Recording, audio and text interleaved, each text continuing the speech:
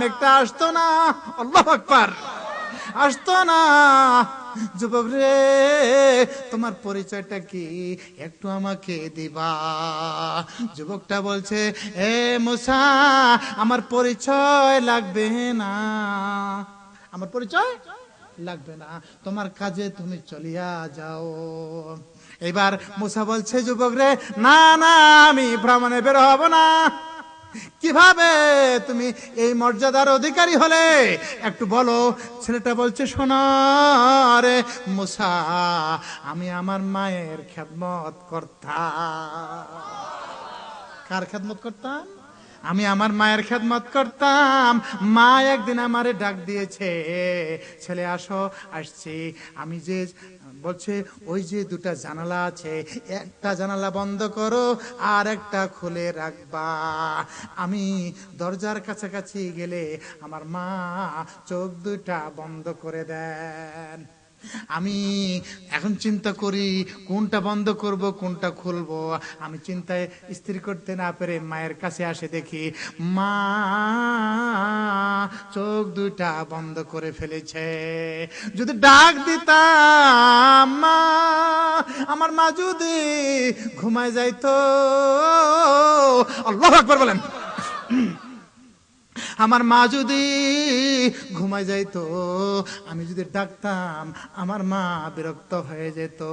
আমি ডাকি নাই, আমি মায়ের শিওরে মাথার পাশে দাঁড়িয়ে থাকলাম।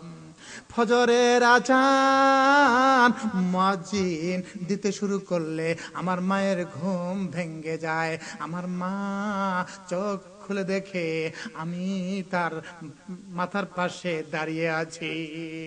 মা বলে, কেন তুমি আমার মাথার পাশে, কি জন্যে? সেটা বলছে, মা গো,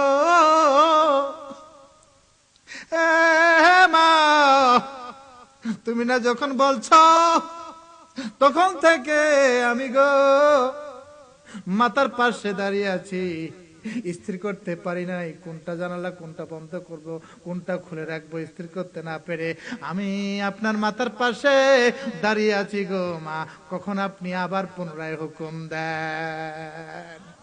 মা বলছে, শোনো এ পাগল, তুমি বন্ধ করতে না পারো কোনো অসুবিধা নাই, তুমি যদি তাড়াতাড়ি ঘুমায় যেতে রে বর্ষ আমার। এবার মা বলছে, জলদি করে আমার কাছে আসো। গেছে সন্তান, মা তাকে কলেতে বসাই দিয়েছে। এবার মা বলছে, আল্লাহ, ও আমার আল্লাহ, আল্লাহ গো, আমার সন্তান যেমন আমার কথা শুনলো, আমার বাধ্য হলো, আল্লাহ গো, তুমি আমার সন্তানের বাধ্য হইও। আমার সন্তান তোমার কাছে যা চায় তুমি তাই দিয়ে দিও। ও মুসা, সেদিন থেকে আমি যা বলি আমার মুখ দিয়ে তাই হয়ে যায়। বুঝতে পারছেন? কষ্ট হচ্ছে বাবা? আমার ভাইয়েরা, আমার বোনেরা, কান পাতে শোনেন রে আমার মা। এ মা, মাগো, মা যদি ভালো হয় পরিবারটার সন্তানগুলো সবে ভালো হয়ে যায়, ঠিক না বে ঠিক? এখানে রাখছিলাম না, মনে আছে? মা যদি ভালো হয় পরিবারটা এমনি ভালো হয়ে যায়, ঠিক না বে ঠিক? এ মা, মাগো, আল্লাহু আকবার বলেন। মা, স্বামীর বাড়িটা যদি ঝাড়ু দাও, আঙ্গিনাটা যদি ঝাড়ু দাও, তোমার কি লাভ হবে, তোমার কি উপকার হবে? আমার রাসূল ফরমান, কাবা শরীফ যদি ঝাড়ু দিলে যে সওয়াব হয়, এই সওয়াব তোমার আমলনামায় লিখে দেওয়া হবে। বুঝতে পারছেন?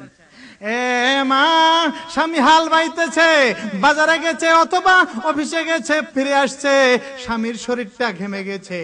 আমার রাসূল ফরমান, কোন স্ত্রী যদি স্বামীর গায়ে বাতাস দেয়, কি দেয়? বাতাস দেয়, বাতাস করে 12 বছর নফল রোজা করলে যে সব হয়, এ সব তার আমলনামায় লিখে দেওয়া হয়। এ মা, মাগো শুন, স্বামীর দেওয়াটা ব্যথা হয়েছে, তুমি যদি হাত দিয়ে একটু টিপে দাও অথবা দাবায় দাও, আমার রাসূল ফরমান দুটো সওয়াব আছে। যদি স্বামী বলে তাহলে 7 তোলা স্বর্ণ সদকা করলে যে সওয়াব হয়, এ সওয়াব তার আমলনামায় লিখে দেওয়া হবে। আর যদি স্বামী না বলে, এমনি স্ত্রী এসে স্বামীর শরীরটা দাবায়, মাথা টিপে দেয়, আমার রাসূল ফরমান, আল্লাহু আকবার বলেন, 7 তোলা স্বর্ণ 7 তোলা রৌপ্য দান করলে, মিসকিনকে দিলে, আল্লাহর ঘরে সদকা করলে যে সব হয়, এটা তোমার আমলনামায় লিখে দেওয়া হবে। এ মা, কান পাতে শুন, এক নজরে চেয়ে দেখ, কি লাভ তোমার?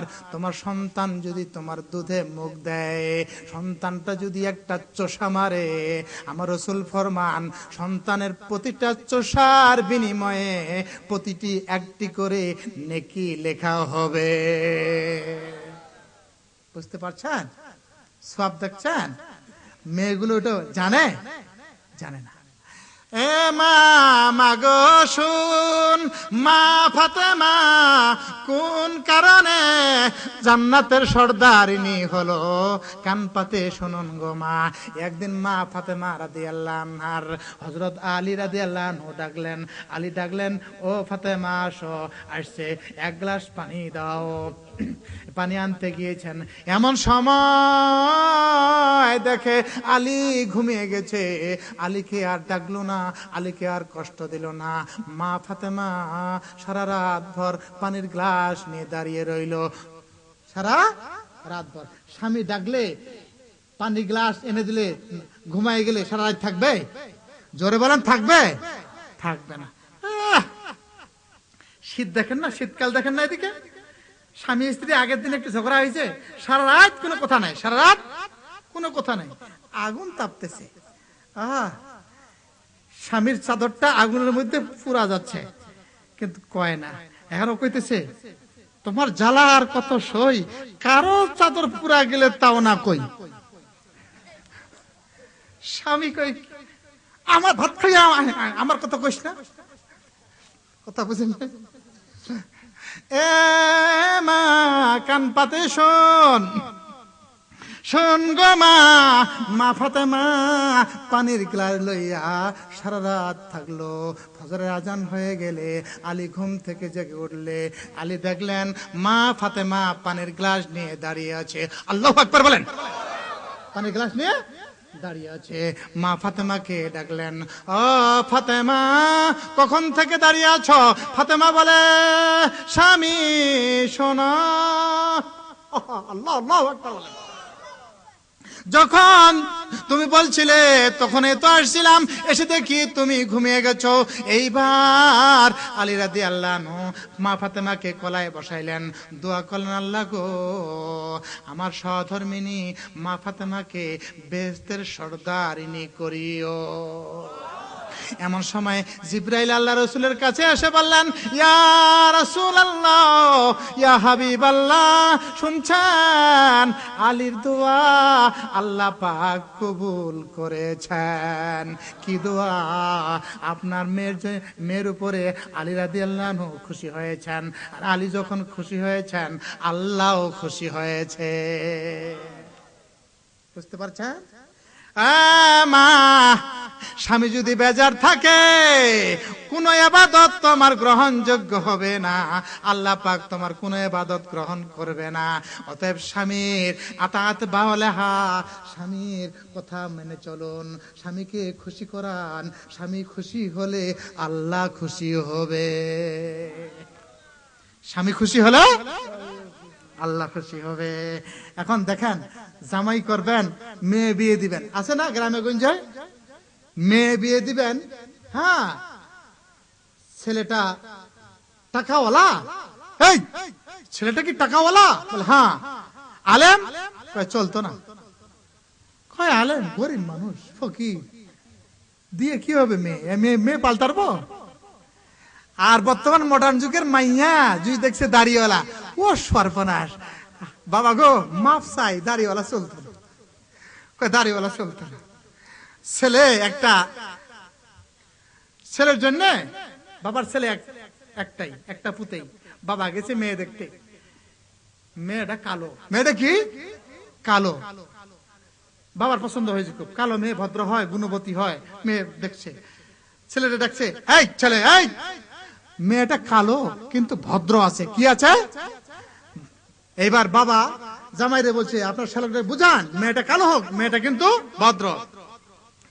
ছেলে কইতাছে, দুলা ভাই, বাবার যদি বেশি পছন্দ হয় তো এটা বাবাই বিয়া করুক।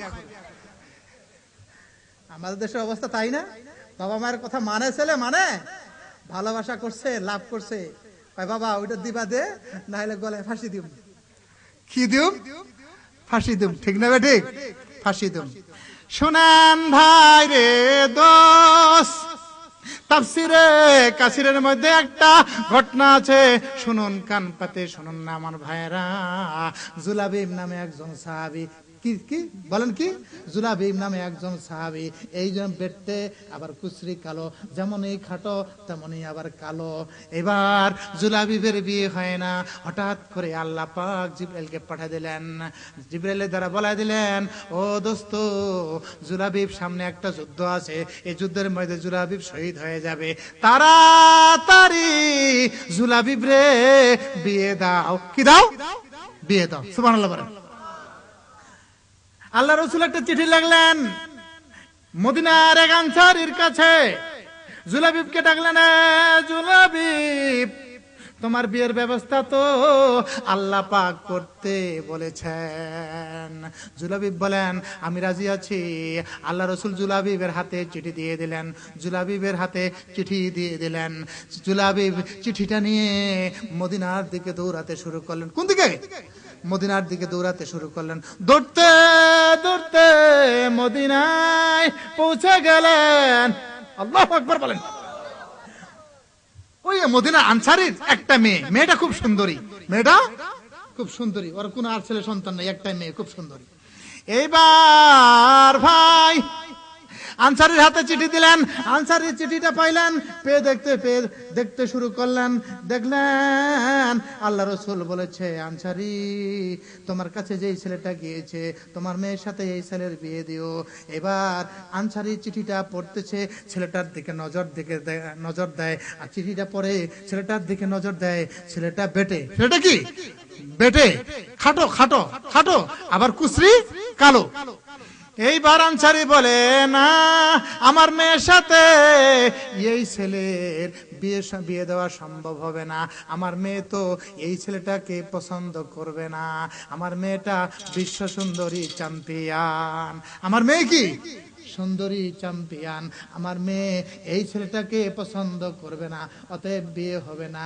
এবার রুম থেকে, ঘরের ভিতর থেকে বউ তাকিয়ে আছে, স্ত্রী তাকিয়ে আছে, স্বামীর চেহারাটা কেন মলিন, কি জন্য স্বামীর চেহারাটা মলিন হয়েছে। এইবার দৌড়ে স্বামীর কাছে এসে বলে, কি হয়েছে?